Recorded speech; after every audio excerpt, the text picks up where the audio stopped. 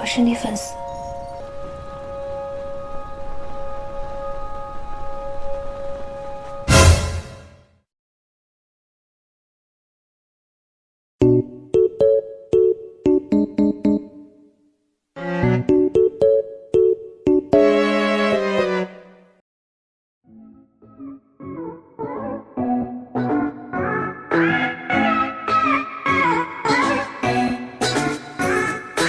Halo semua, nama gua Trisna dan selamat datang di Nan Films Indonesia, di mana gua akan merangkum sebuah film yang berbau dengan kekawaian dan kesangnian, karena no kawaii no life. Anjir.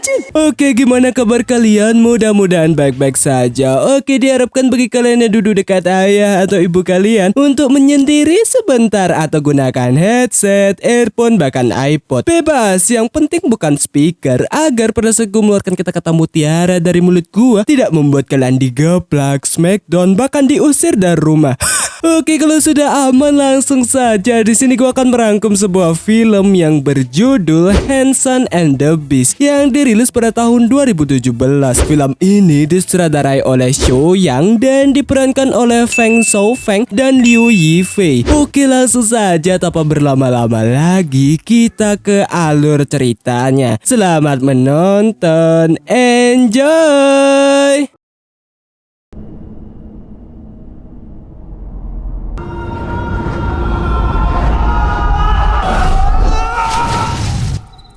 Di awal scene kita diperlihatkan seorang pria yang sedang ketakutan serta ia dikejar oleh sejenis makhluk dengan suara berikut ini.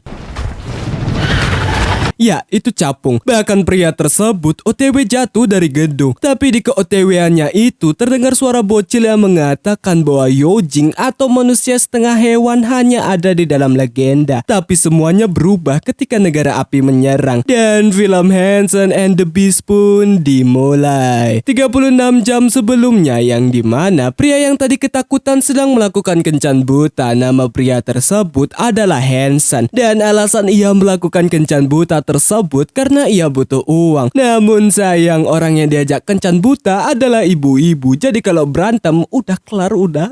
Karena gagal, ia pun balik ke rumah. Namun di saat perjalanan terdapat wanita kawaii yang memperhatikannya, bahkan mengikuti Hanson. Hanson pun bekerja di kebun binatang, bahkan tinggal di sana. Ia pun mendapatkan klien baru untuk kencan buta yang dibantu oleh temannya. Dan di keesokan harinya, di saat ia bersiap-siap, ayah Hanson menelpon yang ternyata ayah Hanson sedang dirawat di rumah sakit jiwa karena ayahnya ODGJ. Pergilah ia ke kencan buta, namun di saat ia memfoto seekor busi, terdapat wanita kawaii yang kemarin menghampirinya. Wanita kawaii tersebut bernama Bei, sehingga Hanson mengira bahwa Bei di depan matanya adalah si klien karena nama si klien juga Bei. Namun di saat-saat itu terdapat sekelompok orang yang datang sehingga Hanson dibuat panik. Namun di kepanikannya, Bei memberitahu bahwa dirinya adalah rubah. Tapi Hanson tidak fokus ke sana, melainkan panik. Ucapan demi ucapan bahwa B adalah rubah tidak dianggapi oleh Hanson dan berencana pergi dari sana. Namun sayang, para kelompok tersebut menyadari keberadaan Hanson dan langsung mengikutinya. Hanson pun ingin pergi, namun jendela kamar mandinya terkunci, yang alhasil ia masuk ke toilet. Namun sayang lagi, ia malah bertemu dengan si ketua dari kelompok tersebut yang ternyata Hanson mempunyai hutang ke mereka. Bahkan rambutnya yang kayak Mikey, lari ada Mikey, dengan nekat memotong jarinya karena si Mikey kejam ya. Tapi nggak tangan sendiri lah cuk, malah tangan sendiri anjing. Yang membuat Hanson panik dan meminta waktu ke mereka. Ketika di rumah, Hanson yang ingin mengecek pesan tiba-tiba dikagetkan oleh si B yang membuat Hanson panik dan mengira bahwa B golongan kelompok tadi. B masih memberitahu bahwa dirinya rubah serta memberitahu bahwa dulu waktu ia kecil Hanson sempat membantu B dari bocil kematian. Bahkan bekas luka dari menolong Bei masih ada di Hanson. Sedangkan di dekat sana, si Mikey dan si kacamata memata-matai Hanson. Bahkan tangan yang tadinya dipotong ternyata tangan mainan. Karena aslinya si Mikey tidak sekeras itu. Ya, kukira keras, ternyata kertas. Acip. Karena Hanson tidak percaya, Bei pun membuktikan dirinya bahwa dirinya rubah. Namun ketika OTW, ia tidak berubah-berubah. Sehingga ia meminta miras ke Hanson. 1 gelas miras dihabiskan tapi tidak ngefek. Namun Hansen ketika ia meminta miras yang lebih keras, barulah ia menunjukkan wujud rubahnya dan gede lagi. Wah, serta menekatkan Hansen di sana. Hansen yang panik langsung kabur dan terjadilah adegan kejar-kejaran yang ada di awal scene. Di lain sisi terdapat seorang pria bernama Hong Si Chong. Hong pun masuk ke sebuah ruangan rahasia yang dimana ruangan tersebut adalah BOT, Biro Perubahan Wujud. Ya, BOT itu singkatan dari bahasa Inggrisnya yaitu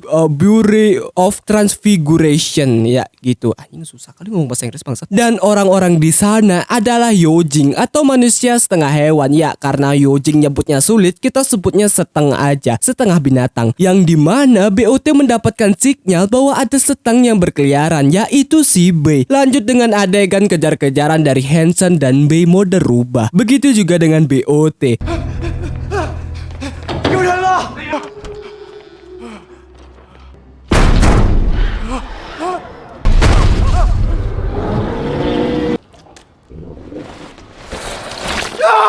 Namun di saat ia ingin memberanikan diri memegang Bei, ia tidak sengaja terkena nafas Jigong yang membuatnya bau anjing dan OTW jatuh ke bawah. Tapi untungnya hal tersebut diselamatkan oleh Hong serta tim BOT berselfie dulu. Cis anjing bangsat. Dan karena kejadian tersebut banyak orang-orang yang melihat Bei mode rubah sehingga tim BOT menyerahkan nyamuk yang dimana nyamuk tersebut dapat menghilangkan ingatan orang-orang tentang kejadian tadi. Namun di saat nyamuk menuju ke Hansen, Bei langsung menghentikannya dan tidak ingin Hansen melupakan Bei karena Bei ingin menikah dengan Hansen. Serta hubungan Bei dan Hong adalah teman sejak kecil. Namun karena Bei terlalu mabuk karena miras tadi, Hong pun menggendongnya namun muntahannya kemana-mana.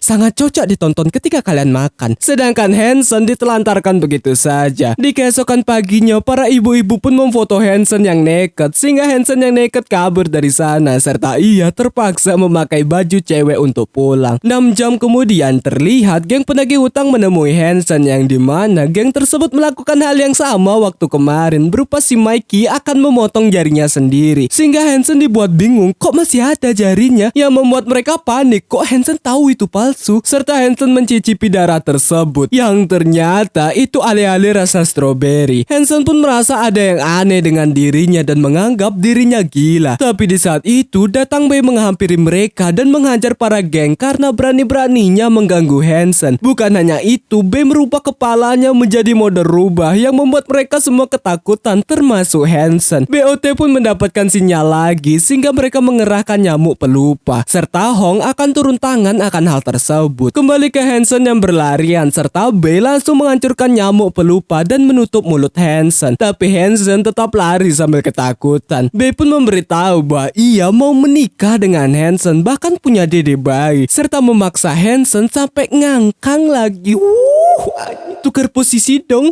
Hansen yang tidak sangni pun melempar sebuah ranting kayu yang membuat Bei langsung mengambil ranting tersebut layaknya anjing. Bukan hanya ranting, sampai pakai batu sehingga Hansen berhasil kabur dari Bei. Di tempat BOT datang pemimpin dari organisasi tersebut atau CEO of BOT bernama Yun. Alasan Yun datang ke sana karena ingin menangkap Bei karena Bei melanggar komunitas seteng berupa tidak boleh berinteraksi dengan manusia apalagi menikah. Bukan hanya itu, terjadi sebuah pertikaian di sana yang tidak dapat dikontrol serta salah satu seteng disuntik cairan berwarna hijau yang membuat seteng tersebut menggila dan langsung berubah menjadi dirinya yang asli yaitu Pussy.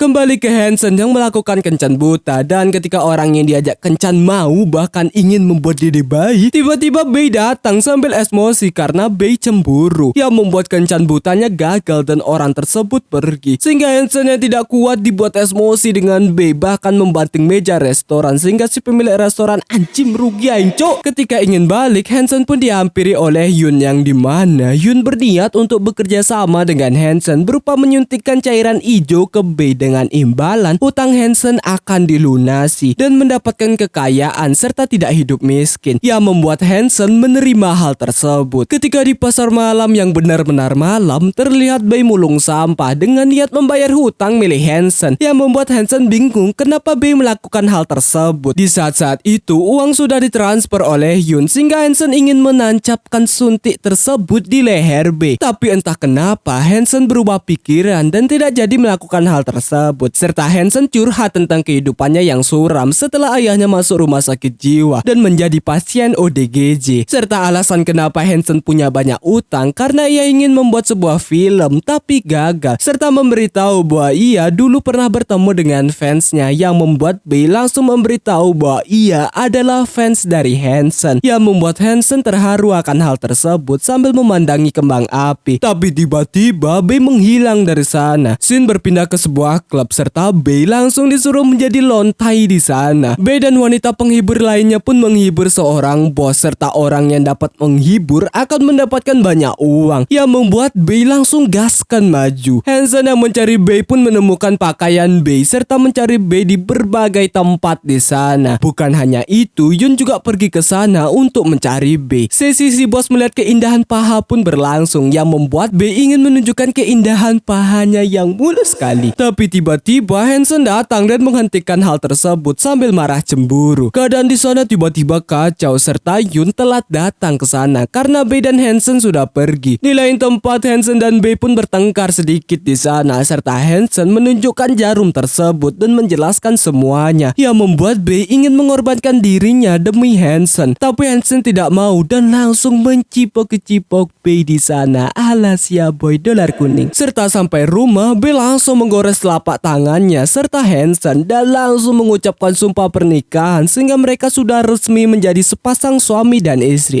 Udah itu aja.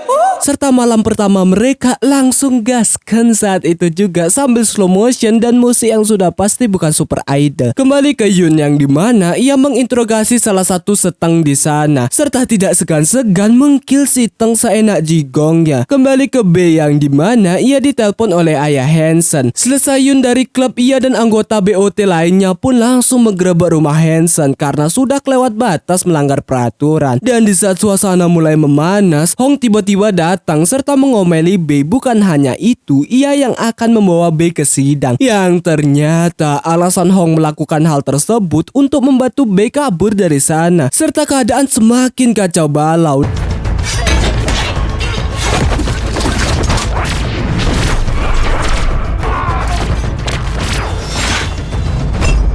Namun karena Hansen ditahan, Bae pun tidak dapat melawan. Tapi entah kenapa si geng penagih hutang nyelonong masuk ke sana. Sumpah nyeri mati di geng anjing. Tembakan berubah wujud pun dilontarkan ke Bae sehingga mode rubahnya nyala dan Bae langsung membawa Hansen kabur dari sana. Adegan kejar-kejaran pun berlangsung. Rumah demi rumah, gedung demi gedung ia loncati. Bukan hanya itu, Bae harus menghindar dari panah yang berisi suntik hijau. Ketika sudah aman, ternyata itu tidak aman karena panah berhasil menancap di tubuh Bae sehingga Bae langsung lemah saat itu juga. Hansen pun membawa Bae ke tempat aman dan untungnya mereka bertemu dengan saudara Bae di jalan sehingga mereka berhasil selamat dan Bae langsung disembuhkan. Sedangkan Yun, ia pun berhasil menemukan bekas darah dari Bae dan ia langsung pergi ke rumah sakit jiwa untuk menculik ayah Hansen. Kembali ke Hansen dan Bae yang dimana mereka diajak ke sebuah studio film karena saudara dari Bae adalah aktris yang sedang main film, yang dimana film tersebut menceritakan tentang seteng juga atau setengah binatang, sehingga Hansen dan Bae disuruh menyamar menjadi para pemain. Yun pun mengetahui keberadaan mereka dan ikut join menjadi salah satu pemain. Namun si sutradara kurang suka dengan make up dari Yun karena kurang natural, bahkan sayap aslinya Yun dicabut.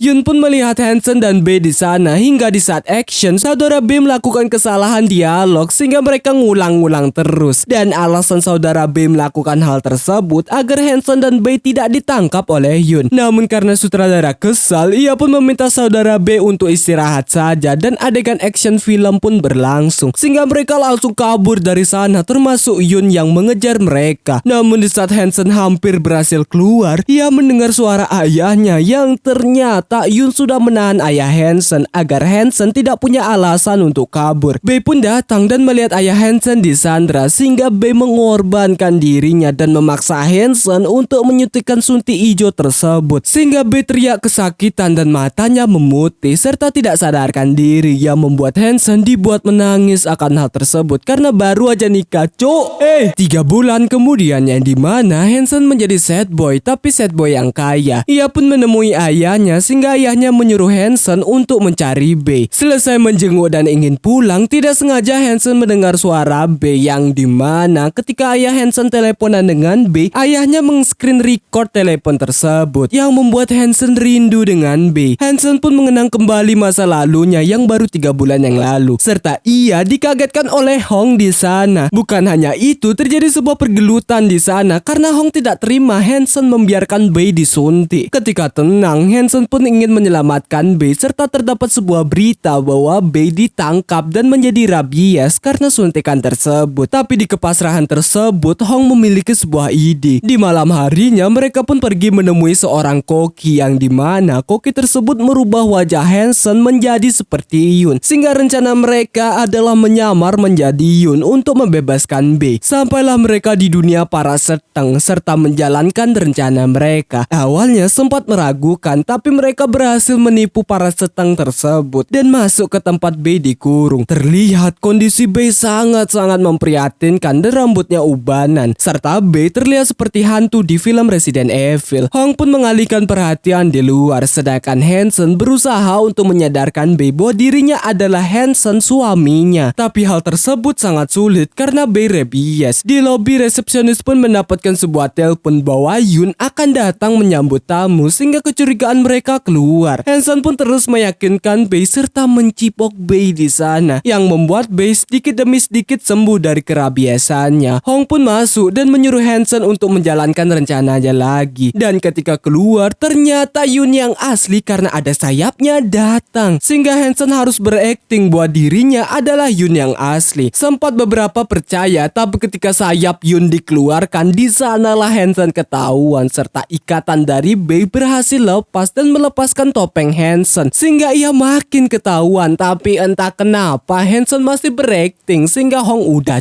ketahuan ini. Serta Hong akan melawan Yun, namun sayang ia langsung kalah. Wartawan pun langsung meliput siaran langsung saat itu juga. Namun di saat-saat itu terdapat seseorang yang keluar dari bawah tanah yang dimana geng penagih hutang disekap di sana karena kejadian kemarin yang goblok sekali. Sehingga mereka yang dikurung mencoba untuk melarikan diri, namun sayang ia salah tempat. Keadaan pun menjadi kacau sehingga di saat si kacamata yang tidak pakai kacamata sekarang menarik sebuah tuas yang dimana tuas itu untuk membuka semua pintu tahanan di sana sehingga keadaan makin tidak terkontrol serta peperangan tidak dapat terelakkan.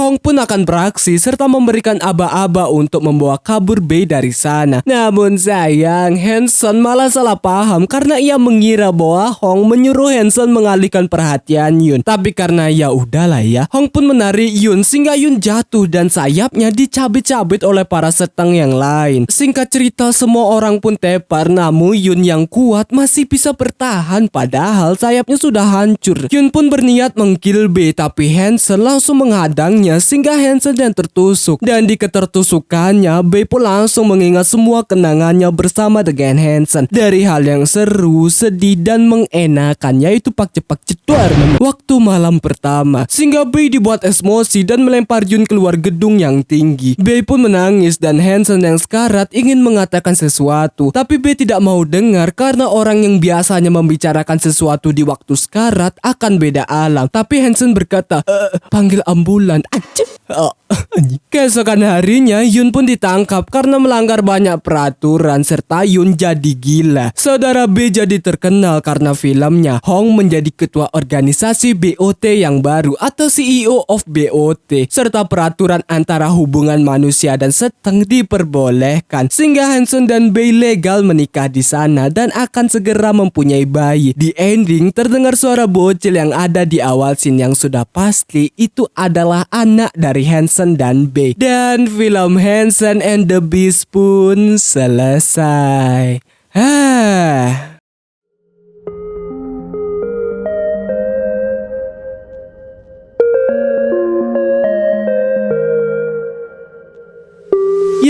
begitulah alur cerita atau rangkuman dari film Hanson and the Beast. Film yang bagus banget menurut gua karena menarik sekali gitu ceritanya anjir. Dan untuk segi komedi dan action lumayan lah. Oke, untuk amanat yang ada di film ini, carilah jodoh yang asli manusia, jangan yang siluman karena hidup Anda tidak akan tenang. Anjing, amanat yang sangat tidak jelas sekali anjing. Oke, terima kasih buat kalian yang sudah menonton sampai habis dan kuat dengan candaan di dalamnya. Jangan lupa untuk klik subscribe dan lonceng di sebelahnya. Klik like sebanyak-banyaknya dan kalian bisa share ke teman-teman kalian. Oke, nama gua Trisna dan gua pamit undur diri. Salam penikmat kawaii.